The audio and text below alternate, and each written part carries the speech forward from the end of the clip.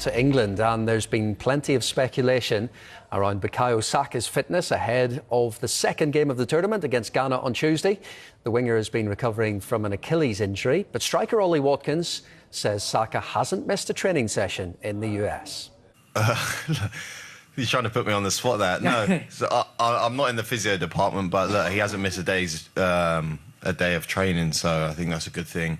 I think he's played so many games throughout these last few years. You can see, because he's a crucial player for Arsenal and very important, because you know he's a top quality player. So I think, yeah, managing niggles going into a competition is very important. You know, for the later stages, you need important players like him to be ready to play and step up when called upon. So yeah, to play with him, I've only played with him a handful of times, but he's very unselfish, and that's perfect as a striker, someone who's always looking for you, and I feel like he makes always the right decision as a footballer.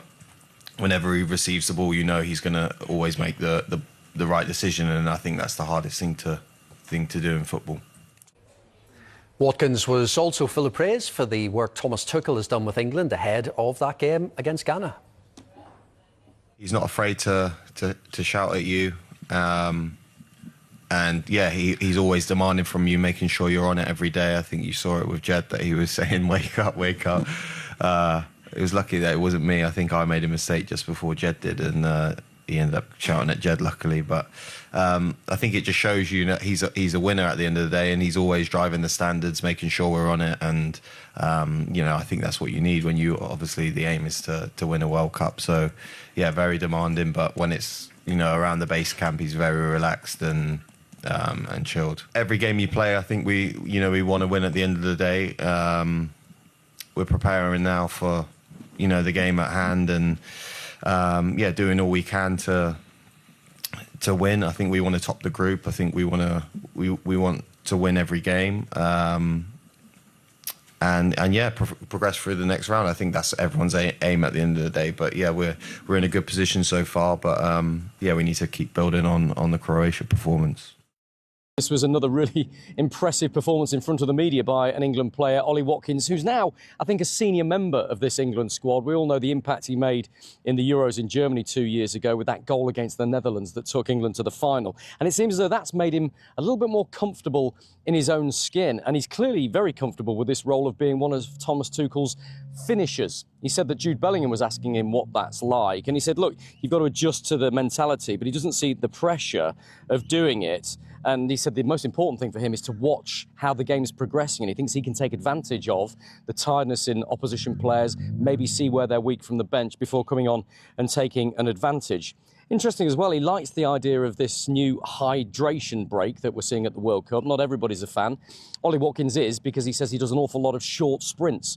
So the chance to get his breath back in those is really, really important. He talked about his Aston Villa teammate, Morgan Rogers, who he says can go to the very top. And he's seen how he's developed in the last 18 months, how his confidence has built. And that has given him full belief that he can be one of England's elite players going forward. Interesting that he was asked about the criticism of Jeremy Doku, who has suggested he wants to go home for the birth of his child from this World Cup. And Ollie Watkins was really pointed in saying absolutely fine, he has no problem with that. And he said that someone labelling that as disgusting is not got it right at all. That's not a way to label a birth, is what Ollie Watkins said. And then he was a bit more light-hearted as well. He said that he doesn't know a lot about American sports, but because he had a bit of time off with his family a couple of days ago and he'd been given a Dallas Cowboys shirt, he wore that into Kansas City, where somebody pointed out pretty quickly that he shouldn't be wearing that. But they also recommended he goes to Joe's Barbecue. We've been there. It's pretty special. I can recommend it all to the England squad.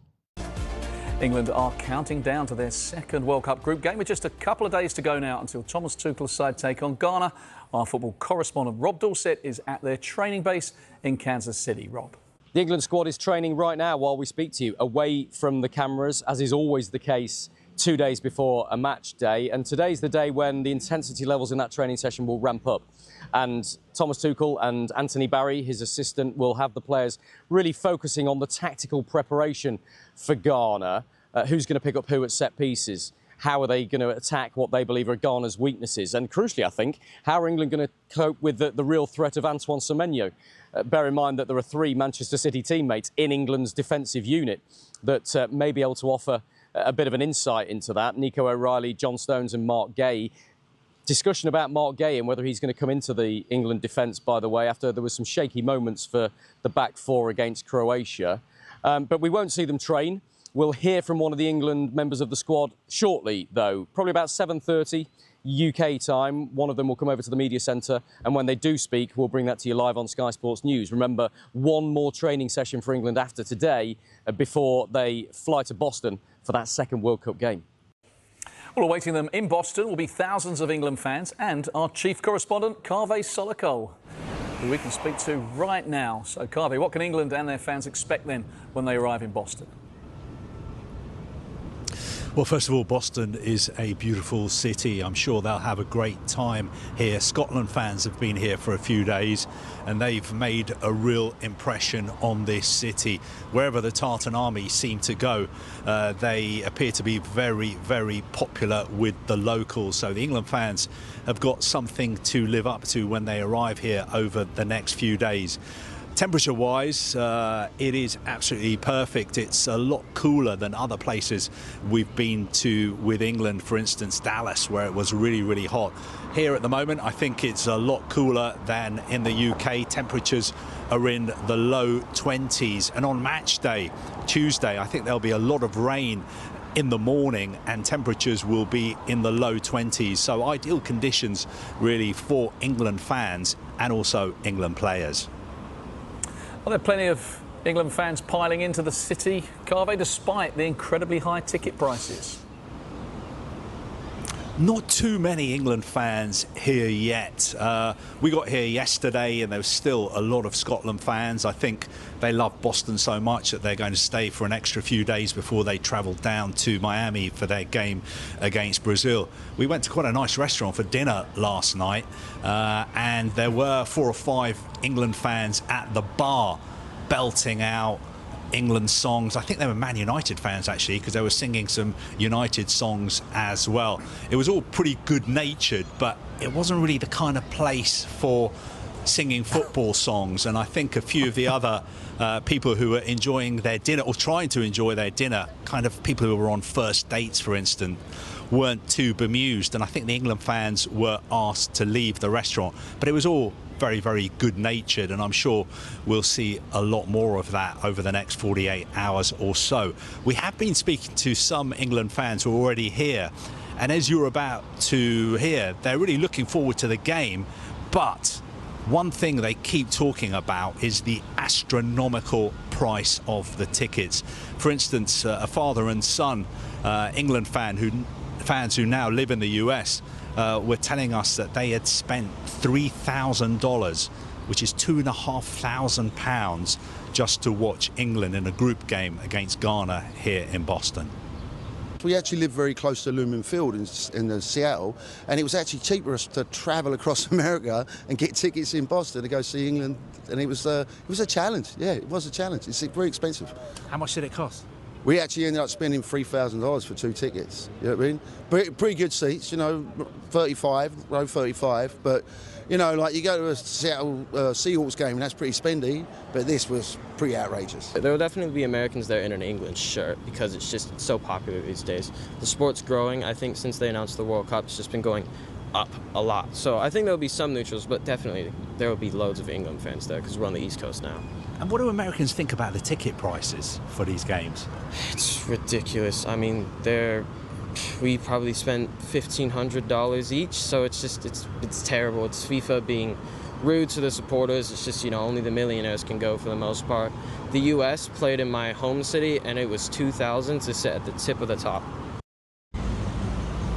One thing England fans need to be aware of when they get here is that the stadium is not actually in Boston, it's in Foxborough, which is about 35 miles away. It takes about 40 minutes to get there by car, depending on traffic. Of course, the stadium, which FIFA want us to call the Boston Stadium, is in actual fact Gillette Stadium, the home of the New England Patriots, and of course the one and only Tom Brady. I'm really looking forward to going there for the first time. Should be great. Carvey, thank you. Scotland's preparations for their crucial match against Brazil on Wednesday have begun, and the feeling coming out of the camp seems to be one of huge positivity. Assistant coach Stephen Naismith has faith in both the squad and the manager. Our reporter Luke Shanley is in Charlotte, North Carolina, and has heard how Scotland are bidding to make history. Well, the Scotland team were in high spirits at training today.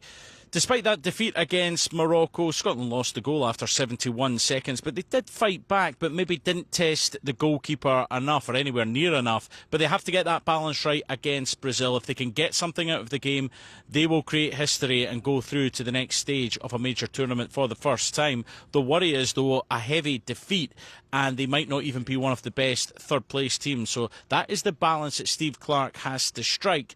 But Scotland, who have never managed to beat Brazil in 10 previous meetings, could try and get something that would make them create history. This is what Stephen Naismith, the assistant head coach, had to say. I sat here last week and said, if we qualify for the group, it's the first squad to do it. I think this squad deserves to do it. I think we've got the players to do it. And I think we've got the manager to do it. We need to just make sure we're... The other night's game, the goal coming so quick, we need to make sure for the first whistle we're on it. And like any game, the magnitude of these games is definitely big as for some of the players that any games they've played in. But you know you can be punished at any one moment in the game, so you've got to be switched on. And then in the final third, I think we've got to. I think the manager spoke after the game saying that we had a few opportunities, but probably not as many as we liked. Not as many as thinking back to Greece away, where we have really good opportunities. That's the bit that hopefully we can have more of them. Well, Naismith also added that Scott McKenna will be back in training tomorrow. Lewis Ferguson, who sat out today, has been one of Scotland's better players at this World Cup, if not the best player so far in terms of performances. He just sat out. It was a recovery session that he was doing, so he'll be okay. But no real update on Aaron Hickey, who missed out against Morocco. Scotland will be training tomorrow before heading off to Miami for the big one against Brazil. Well, first time since Friday's defeat to Morocco, which is 3 days to go until their crucial game against Brazil. We can cross to Luke Shanley right now. Obviously a massive game, Luke, coming up for the squad. Did they seem in good spirits today?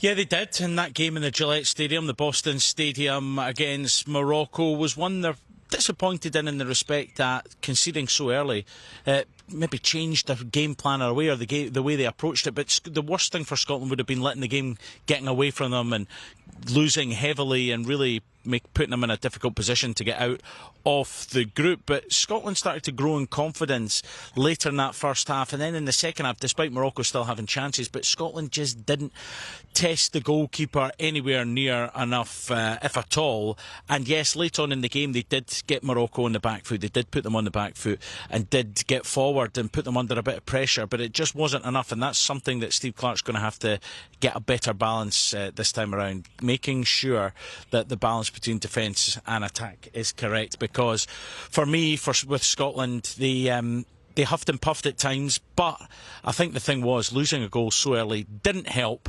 But in the end, they did come onto it. And when you think of Morocco, they are 7th in the world. You know, this wasn't ever going to be an easy game for Scotland.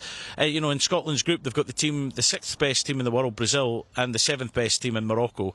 So that's difficult for Scotland in their first World Cup in 28 years. But I think they'll know themselves they could play better and certainly test the goalkeeper a lot more. What will Steve Clarke look to address then after that Morocco defeat? Luke, do you think he could be tempted to change approach? Yeah. Potentially, but I think again this is where this new setup of the World Cup becomes interesting, because Scotland with the 3 points at the minute, the goal difference is 0. You know, they could qualify. Well, if they get a draw, they'll go through to the next stage. But if they lose, but lose narrowly, there's every chance they'll get through to the next stage as well. And it will become a point in the game where it's stick or twist. Even if they're losing, say 1-0, what do? Do they go for it and potentially put qualification in danger? So that's going to be really interesting, because you don't set out to lose a game, you set out to go and try and win it and potentially get a draw. But Scotland have to be solid at the back. We know that Brazil are full of talent, we know that. It's what Scotland do, certainly in the attacking areas. Can John McGinn and Scott McTominay get forward a bit more, support the, I would imagine, a lone striker, be it Adams or Dykes, and make sure that they're getting into the areas, because their goals from midfield have been key for Scotland over recent years. So that will be interesting to see what Steve Clarke does, and if he maybe just tweaks rather than totally changes things going into this one. So it is exciting, but the team, as you say, were in good spirits. You noted yourself that they were getting familiarised with the goals. They're going to need to start, they're going to have a go at some point, Scotland, but I can understand why Scotland need to be careful in not losing and losing heavily, because they've already got those 3 points, and it could come down to goal difference if they were to finish third in terms of the best third place teams. Yeah, good point. Luke, thank you.